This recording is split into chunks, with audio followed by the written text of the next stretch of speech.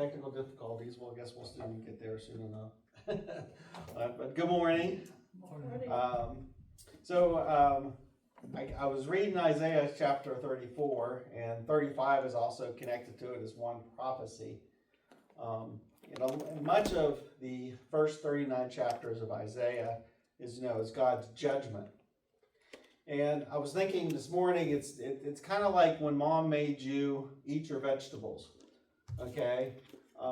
But after each of these judgments that Isaiah's been talking about in the first 39 chapters, there's always a dessert. There's always something, a hope, a connection, something to look forward to. So even though there's these judgments that God is going to put upon this earth, there's always that dessert, that thing to look forward to, that hope of for us to have and to hold.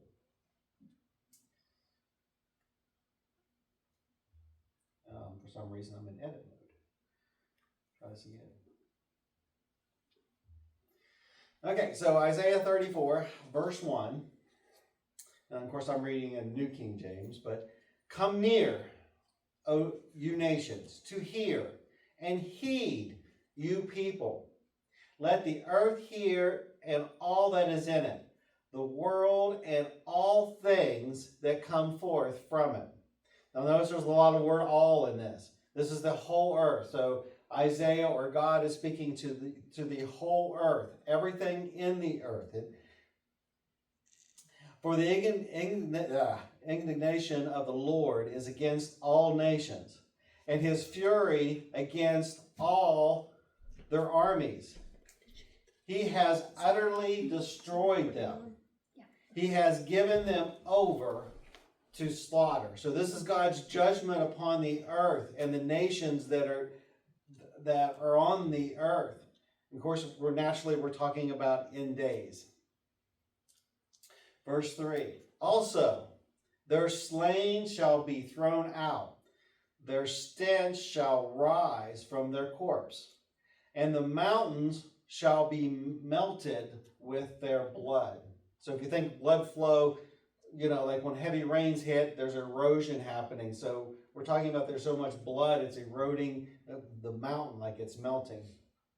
All the host of heaven shall be dissolved, and the heavens shall be rolled up like a scroll.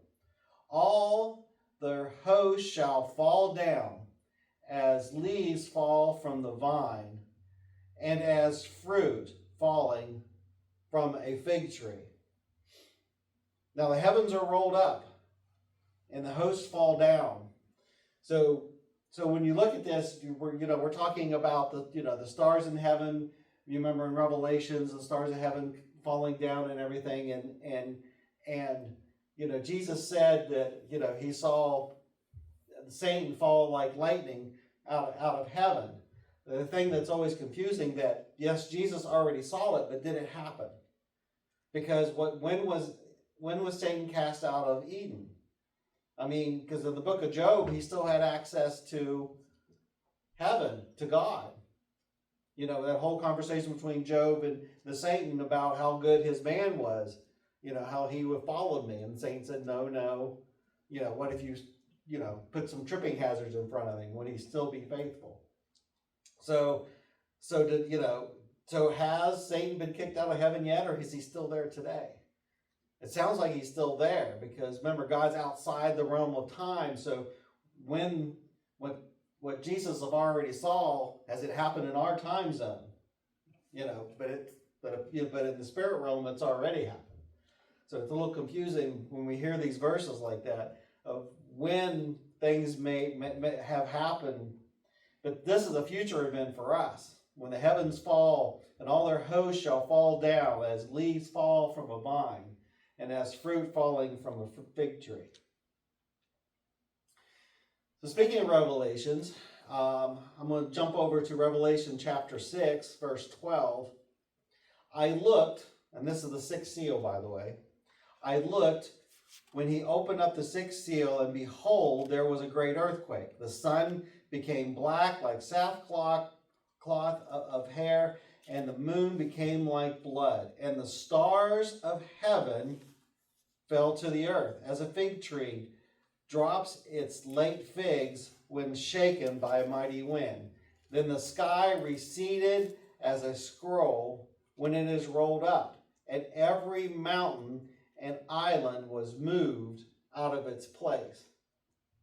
Sounds like John was repeating Isaiah. The figs falling from the fig tree, the stars of the sky being rolled up. It just sounds like it's just what Isaiah already have said. He's like repeating the whole logic. And verse 15, it goes on, and the kings of the earth and the great men and the rich men and the commanders and the mighty men and every slave and every free man hid themselves in the caves and in the rocks of the mountains, and said to the mountains of the rocks, fall on us and hide us from the face of him who sits on the throne and from the wrath of the Lamb. For the great day of his wrath has come, and who is able to stand?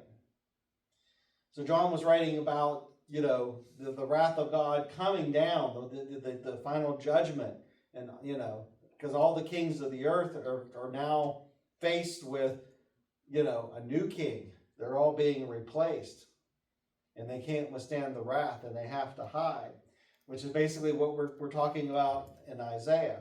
So back to Isaiah chapter 34, verse 5. For my sword shall be bathed in heaven. Indeed, it shall come down on Edom and on the people of my curse for judgment. The sword of the Lord is filled with blood. It is made overflowing with fatness, with the blood of the lambs and goats, with the fat of the kidneys of rams. For the Lord has a sacrifice in Boraz, the capital of Eden, and a great slaughter in the land of Eden. So there's a judgment, and and his sword's going to be covered with blood. And of course, we saw the same thing back in Revelation 19, verse 11. Now I saw heaven open, and behold, a white horse. And he who sat on him was called Faithful and True, and in righteousness he judges and makes war. His eyes were like a flame of fire, and on his head were many crowns. And he had a name written no one knew except for himself. He was clothed with a robe dipped in blood, and his name was called the Word of God. So John sees the same image, and he sees Jesus and his wrath. This Jesus, the first time his blood-stained clothes was his. The second time when he comes, it's not going to be his blood. It's going to be the blood of his enemies. Verse 14 of Revelation. And the armies in heaven, clothed in white linen, white and clean, following him on white horses. So we'll be following him on white horses. Now out of his mouth comes a sharp sword, with he should strike the nations, and he himself will rule them with a rod of iron. He himself treads the winepresses of the fierceness and wrath of the Almighty God.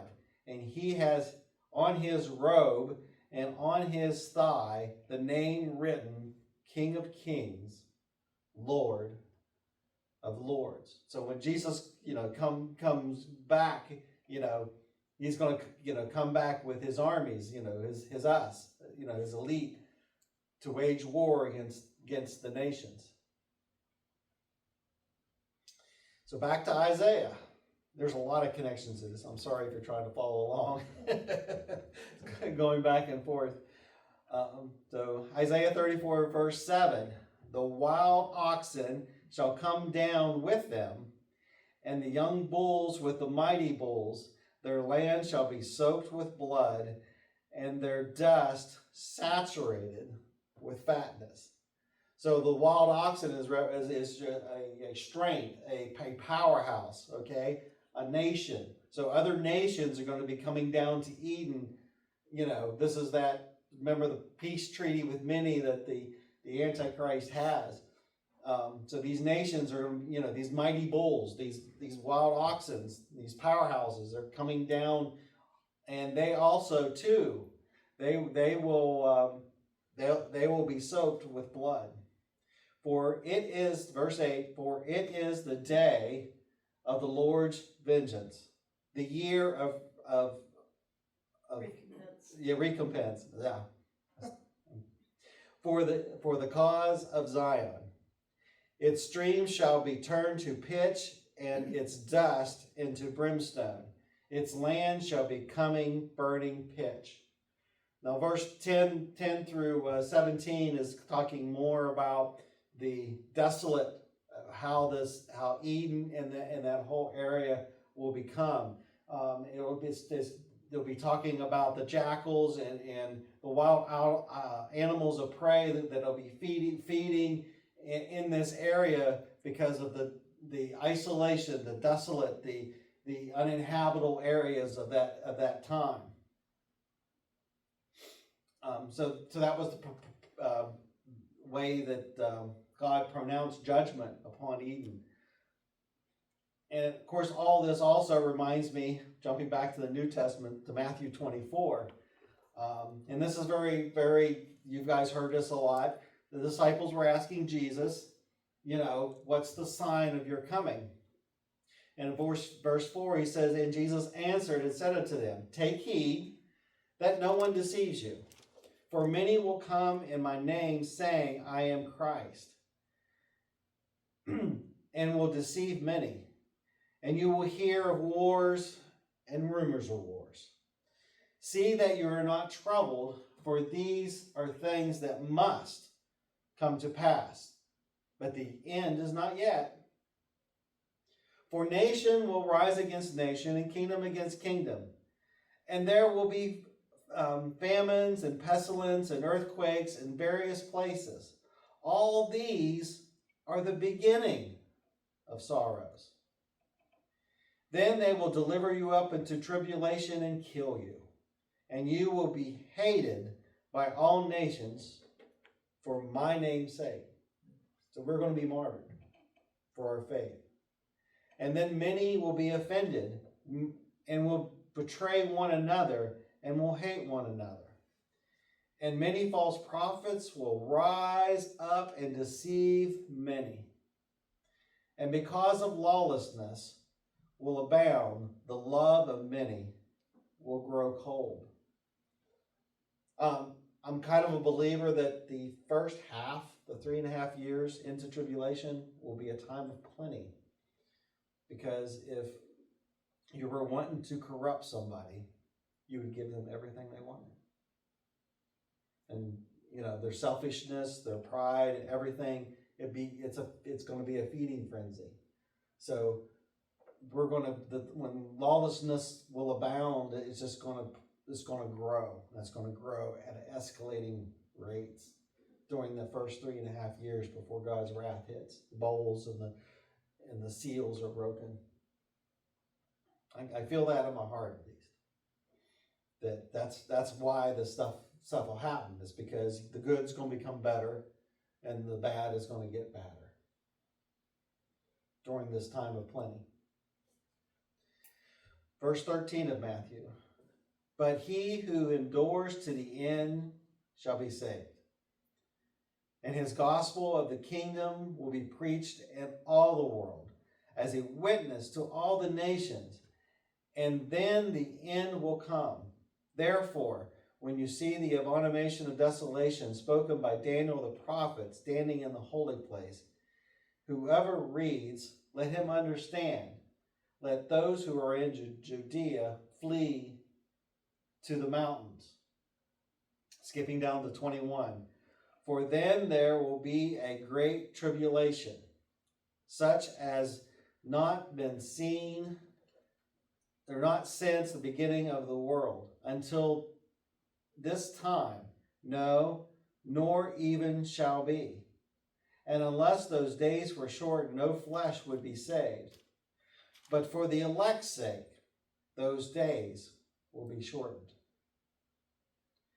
Then if anyone says to you, look, here is the Christ, or there, do not believe it.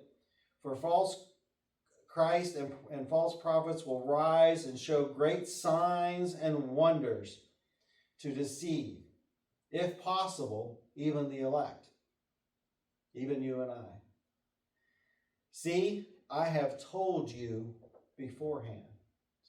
So Jesus is warning us of how bad it's going to be and what to look for and what signs are him and what's not of him. In verse 26, therefore, if they say look,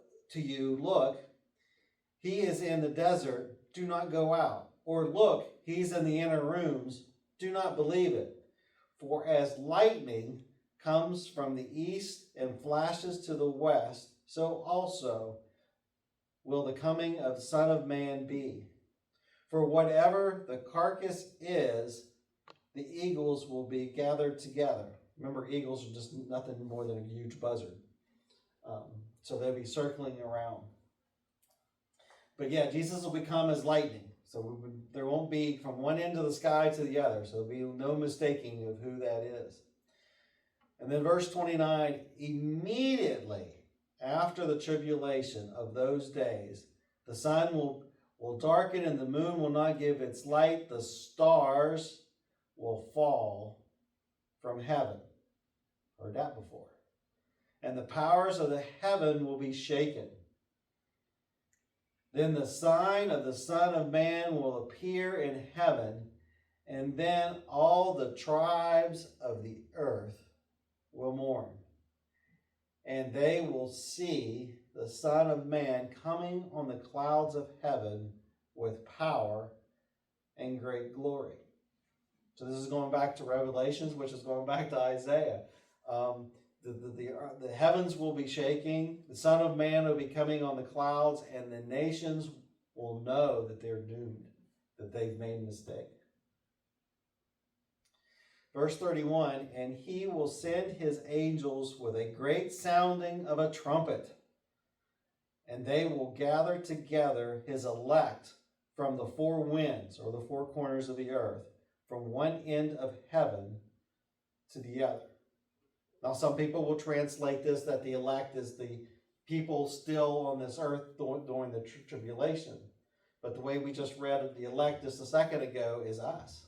We are the elect, his chosen one. So if you're pre-trib, you're going to take one definition. If you're post-trib, you're going to take the other definition of who the elect is. But yeah, he will send his angels with a great sound of a trumpet, and they will gather together his elect from the four winds, or four corners of the earth, from one end of the heaven to the other. So I'm going to say that's that one verse that, depending on how you want to, of course, you know how I lean toward, but depending on how you want to decipher who the elect is.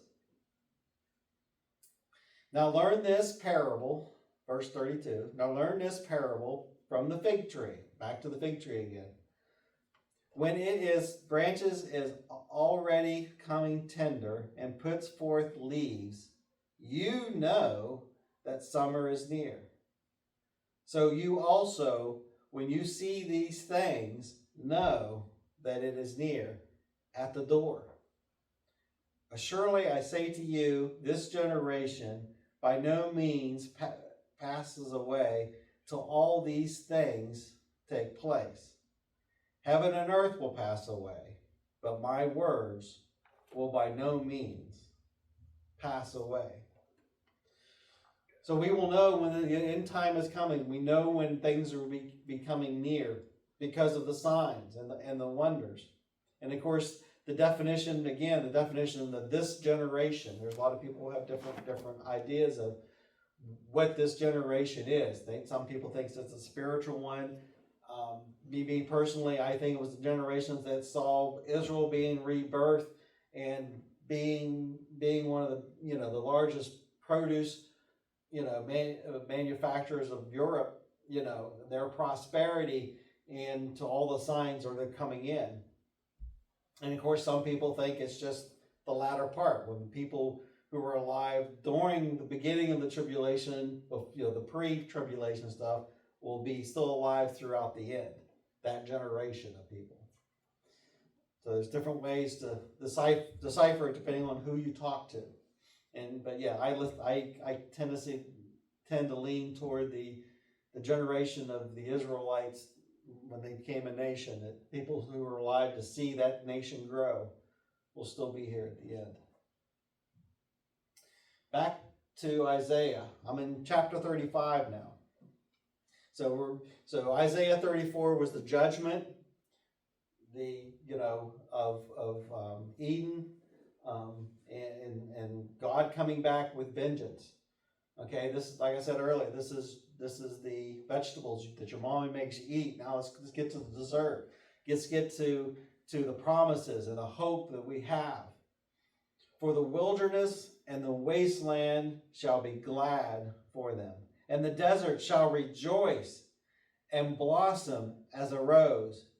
It shall blossom abundantly and rejoice. The land will rejoice, even with joy and singing. The glory of Lebanon shall be given it, and the excellence of Carmel and Sharon. They shall see the glory of the Lord, the excellence of our God. Remember, Lebanon and Carmel and Sharon, these were very productive, growing places at the time that Isaiah was around. They were very profitable in their produce.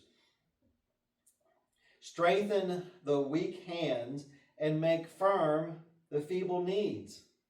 Say to those who are fearful-hearted, be strong, do not fear.